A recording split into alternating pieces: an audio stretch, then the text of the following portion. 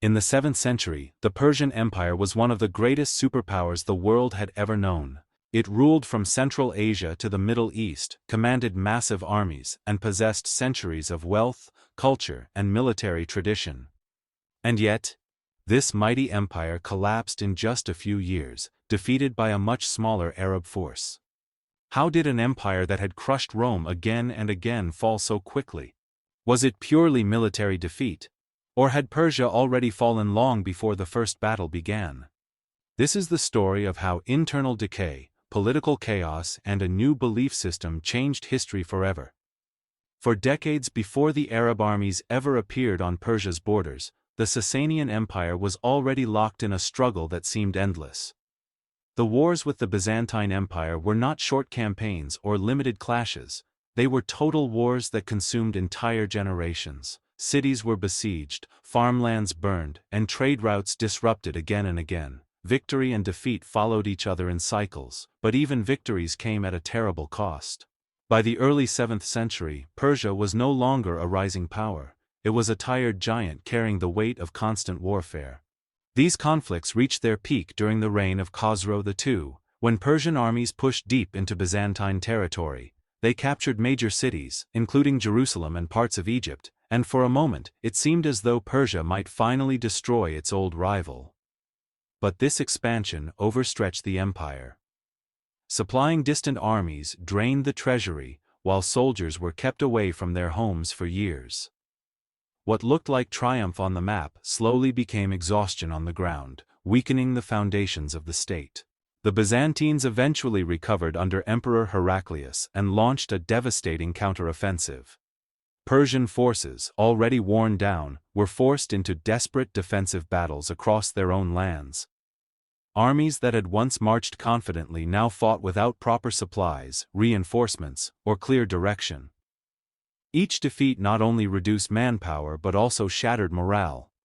Soldiers began to feel that the war had no end and no purpose beyond survival, a dangerous mindset for any empire dependent on military strength. Economically, the impact was disastrous.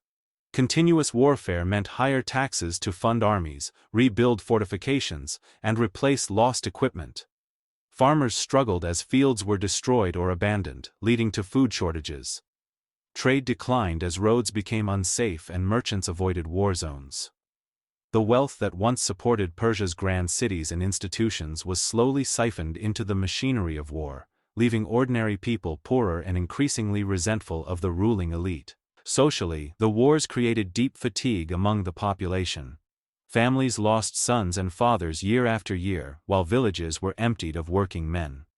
Refugees fled from contested regions, putting pressure on safer areas and spreading instability. Loyalty to the empire weakened as people questioned why they were suffering so much for conflicts that brought them no lasting peace. By the time new enemies appeared, many Persians felt disconnected from a state that seemed unable to protect or reward them. Militarily, the Persian army that emerged from these wars was no longer the formidable force it once had been. Veterans were exhausted, recruitment was difficult, and discipline had eroded. Equipment was outdated or poorly maintained, and command structures were strained by years of losses and replacements. The army still looked powerful on paper, but in reality it was fragile, lacking the energy and unity needed to face a new and unpredictable threat. So when the Arab forces began their campaigns, they did not confront a fresh, confident superpower. They faced an empire already wounded by decades of relentless conflict. Persia's fall was not the result of a single invasion or battle. It was the final act of a long decline accelerated by endless wars. By the time the first swords clashed, the empire had already spent its strength fighting yesterday's enemy, leaving little left to face the future. After the death of Khosrow II, the Persian Empire entered one of the darkest and most unstable periods in its long history.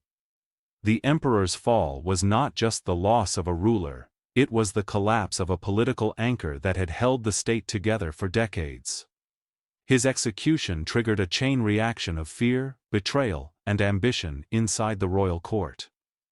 Power no longer rested on legitimacy or experience, but on who could seize the throne fastest and eliminate rivals before they were eliminated themselves. In the 4 years that followed, Persia saw a shocking succession of rulers, many of whom reigned for only months. Kings were crowned and killed with alarming speed, sometimes by their own relatives. This constant turnover destroyed continuity in governance. Laws changed, policies shifted, and military commands were rewritten again and again.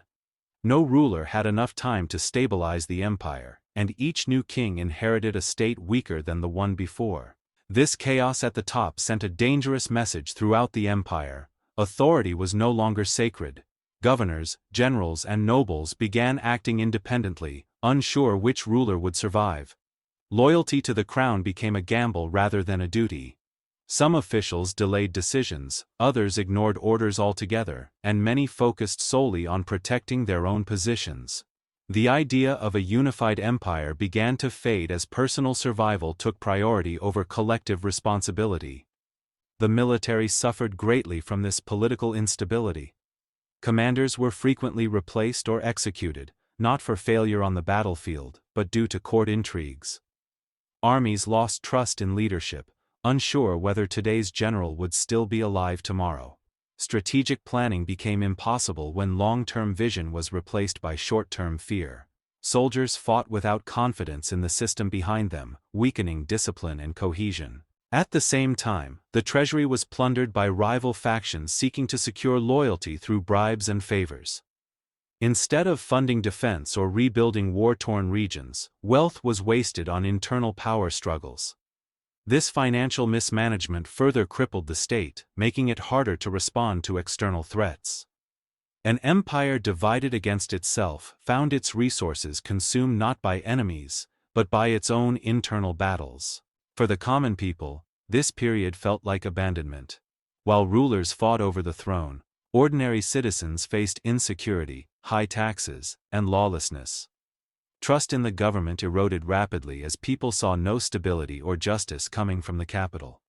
Many stopped identifying with the empire as a protective force, viewing it instead as a distant and unreliable authority, disconnected from their daily suffering. By the time the Arab armies arrived, Persia was no longer a united political entity. It was a fragmented state weakened by years of internal conflict and leaderless confusion. The empire did not fall because it lacked kings. It fell because it had too many, none strong enough to restore order. Political chaos had already hollowed out the heart of Persian power, making collapse not a surprise, but an inevitability. As political chaos spread through the Persian court, the authority of the central government began to dissolve across the empire. What had once been a tightly administered state slowly turned into a loose collection of regions, each ruled by local power holders with their own priorities.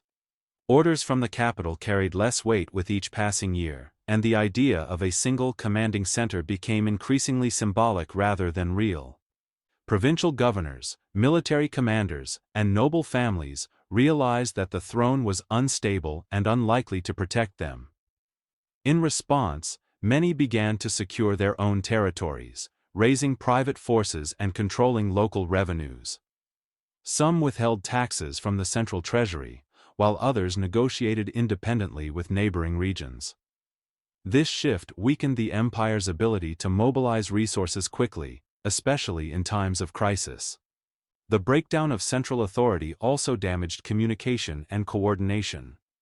Messages from the capital were delayed, ignored, or openly challenged. When threats emerged on the borders, local leaders often waited for confirmation that never came, or acted too late. Without a clear chain of command, responses were fragmented and ineffective, allowing small problems to grow into uncontrollable disasters. Military unity suffered deeply under these conditions. Persian armies were no longer a single disciplined force operating under one strategy.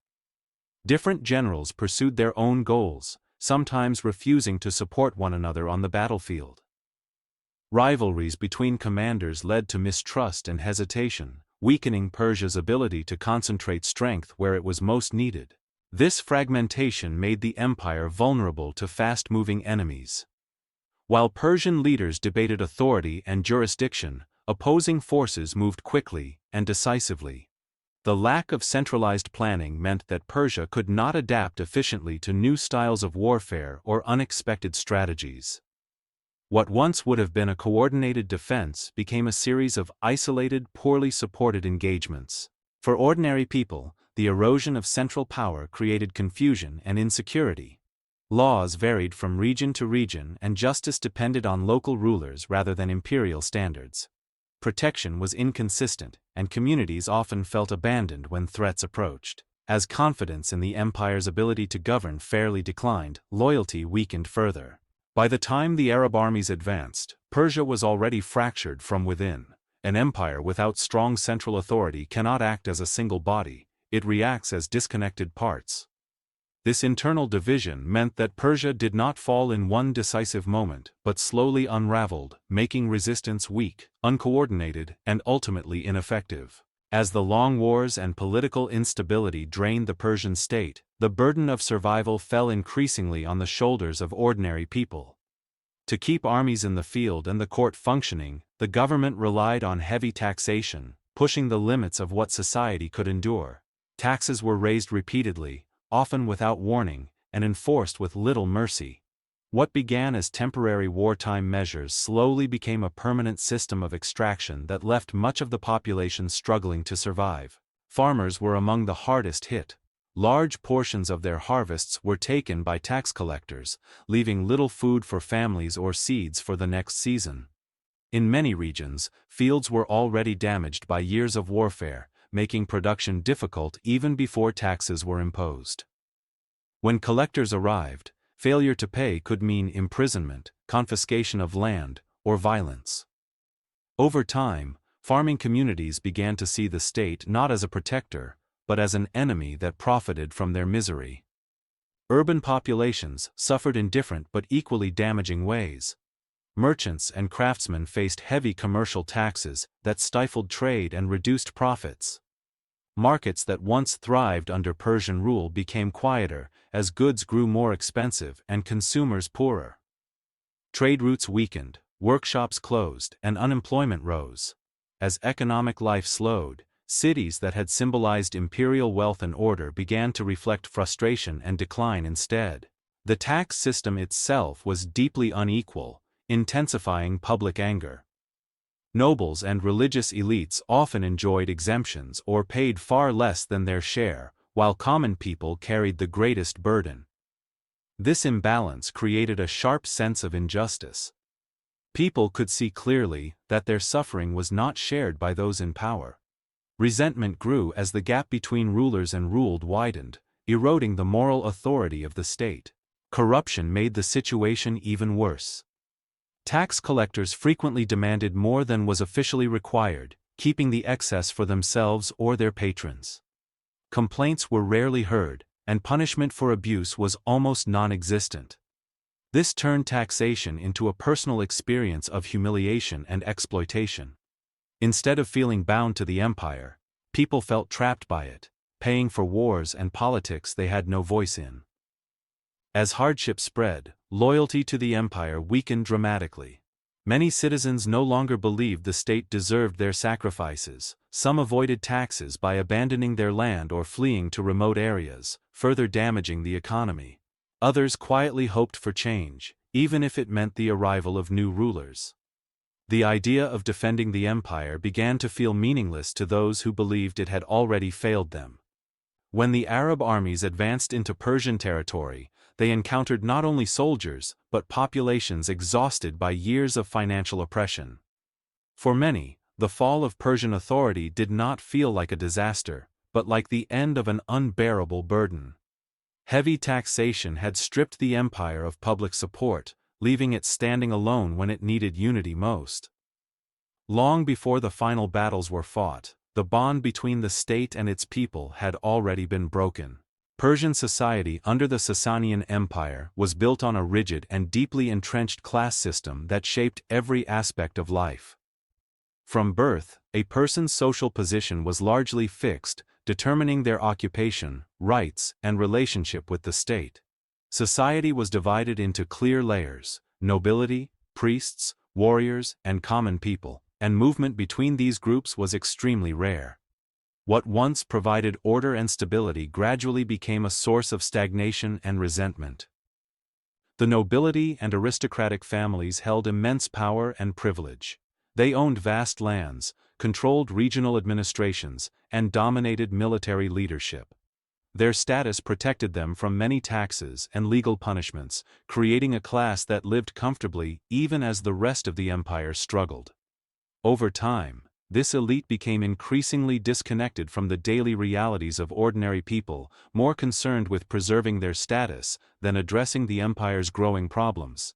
Below them stood the religious and warrior classes, both closely tied to the state. While they enjoyed respect and certain privileges, their positions were also rigidly defined. Loyalty to tradition mattered more than innovation or merit. Talented individuals from lower classes, no matter how capable, were often excluded from meaningful advancement. This limited the empire's ability to adapt, as leadership roles were filled based on birth rather than competence. For the vast majority of the population, farmers, laborers, and craftsmen, the system felt suffocating. Their lives were marked by obligation and restriction, with little hope of improvement. They carried the economic burden of the empire through taxes and labor, yet had almost no political voice.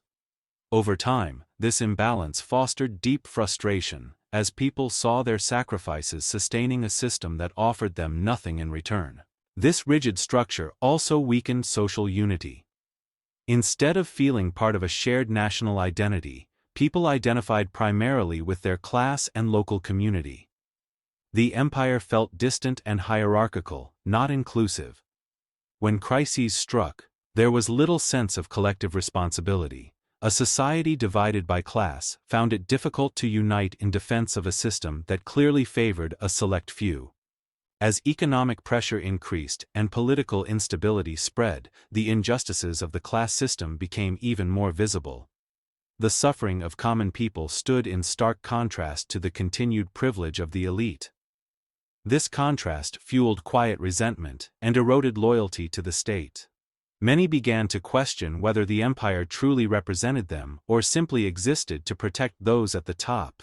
When the Arab forces arrived with a message that emphasized equality, shared faith, and social mobility, it resonated with those long trapped at the bottom of Persian society. The rigid class system had already weakened the empire from within, creating a population emotionally detached from its rulers. Persia did not fall solely because of external pressure. It fell because its own social structure had left too many people with no reason to defend it. When reports first reached the Persian leadership about Arab forces advancing from the south, they were met with disbelief rather than urgency. For generations, the Arabs had been viewed as scattered tribes with limited resources and little formal military tradition. Compared to the grand armies of Persia, with their armored cavalry and long history of warfare, these new opponents seemed insignificant. This perception shaped the empire's response from the very beginning, and it proved to be a costly mistake. Persian generals and nobles assumed that any clash would be brief and easily resolved. They believed that the sheer size of their forces and the prestige of their empire would be enough to discourage serious resistance. As a result, early warnings were ignored, and preparations were delayed. Instead of mobilizing the full strength of the empire, Persian commanders treated the Arab incursions as minor border disturbances, unworthy of their immediate attention. This underestimation affected strategic planning on every level. Persian forces were deployed slowly and often in fragmented units, lacking urgency or coordination. Commanders failed to study the enemy's tactics or adapt to their style of warfare. The Arabs' speed, flexibility, and ability to fight effectively in harsh terrain caught the Persians off guard. What was assumed to be a simple suppression campaign quickly turned into a series of unexpected defeats. Arrogance also influenced battlefield decisions. Persian commanders relied heavily on traditional formations and methods that had worked against familiar enemies in the past. They underestimated the discipline and morale of Arab soldiers, mistaking simplicity for weakness. This led to overconfidence, poor positioning, and delayed responses during critical moments of battle. Each mistake reinforced the enemy's momentum while further damaging Persian confidence. Psychologically, this misjudgment was devastating. Early losses shook the belief in Persian invincibility, but by then it was too late to correct course. Soldiers who had been told the enemy was weak now faced fierce resistance and relentless attacks. Doubt spread through the ranks as expectations collapsed. An army that enters battle with contempt for its enemy often struggles when reality proves otherwise. The Persian elite were slow to adjust their perception even after repeated setbacks. Some blamed defeats on bad luck or disloyal commanders rather than recognizing a fundamental shift in the balance of power. This refusal to reassess the situation prevented meaningful reforms or strategic changes. Time that could have been used to strengthen defenses was wasted in denial and internal blame. By the time the empire fully realized the seriousness of the threat, the Arab armies had already gained experience, confidence, and local support. What Persia once dismissed as a minor challenge had become an unstoppable force. Underestimating the enemy did not merely lead to defeat on the battlefield, it robbed the empire of the chance to respond effectively. In history, arrogance has often proven more dangerous than weakness, and for Persia, it was a fatal error. The Arab armies that confronted Persia were not driven by the same motivations that had guided most imperial forces before them. They were not mercenaries fighting for pay, nor conscripts forced into service by the state. Instead, these soldiers believed they were part of a mission greater than themselves. This sense of purpose transformed small, lightly equipped forces into highly committed fighters whose strength could not be measured by numbers alone. Faith played a central role in shaping this motivation. Many Arab soldiers believed that they were fighting in the path of God, and that their actions carried spiritual meaning. Victory was seen as divine support, while death in battle was considered honorable and eternal. This belief removed the fear that often breaks armies in difficult moments. Soldiers who do not fear death, but instead see it as a form of success, fight with exceptional resolve. This motivation created a level of discipline that surprised Persian commanders. Arab soldiers were willing to endure hunger, heat, and exhaustion without complaint. They moved quickly, adapted to harsh environments, and maintained cohesion even in prolonged campaigns. Unlike exhausted Persian troops, who had spent decades fighting endless wars, Arab fighters entered the battlefield with fresh energy and strong morale. Equality within the ranks also strengthened their unity. Soldiers fought side by side regardless of tribal background, social status, or wealth. Leadership was often based on trust, ability, and religious commitment rather than birth. This created a sense of brotherhood that deepened loyalty to commanders and to one another.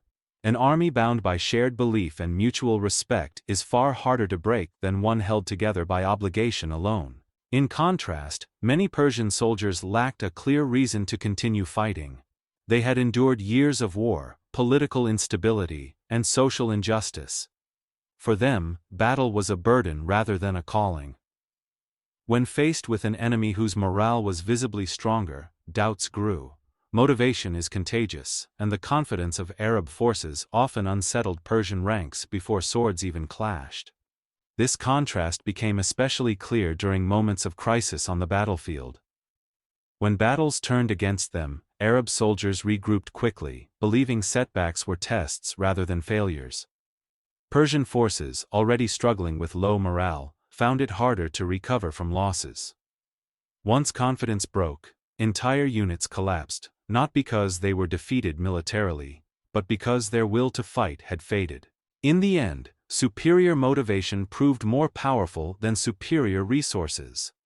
The Arab armies did not win because they were better equipped or more numerous, but because they believed deeply in what they were fighting for. Against an empire weakened by doubt and fatigue, this unwavering conviction became a decisive force. History shows that when belief fuels action, even the smallest armies can change the fate of empires. One of the most decisive differences between the Persian and Arab forces was the contrast in leadership and unity. The Arab armies operated under a clear and coherent command structure, where authority was respected and decisions were executed without hesitation. Orders flowed smoothly from commanders to soldiers, creating a sense of direction and purpose. This unity allowed them to act quickly, adapt to changing situations, and maintain momentum throughout their campaigns. Arab leadership emphasized consultation, trust, and shared responsibility. Commanders were often close to their troops, fighting alongside them and sharing the same hardships. This proximity built loyalty and confidence, as soldiers believed their leaders understood the realities of the battlefield.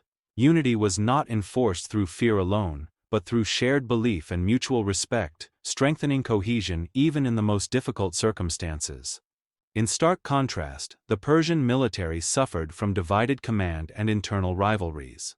Generals often competed for influence, prestige, or political survival rather than focusing solely on defeating the enemy. Orders were sometimes questioned, delayed, or ignored altogether.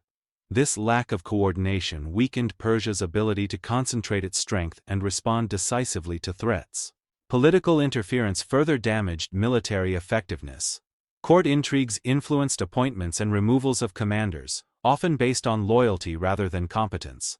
Some generals feared failure more than defeat, knowing that a lost battle could mean execution or disgrace. This fear encouraged caution and hesitation, preventing bold or innovative strategies that might have altered the course of the war. On the battlefield, these divisions became painfully clear.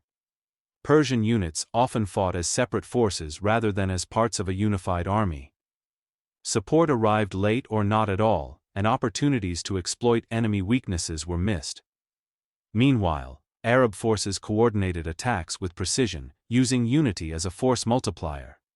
Where Persia had numbers, the Arabs had synchronization.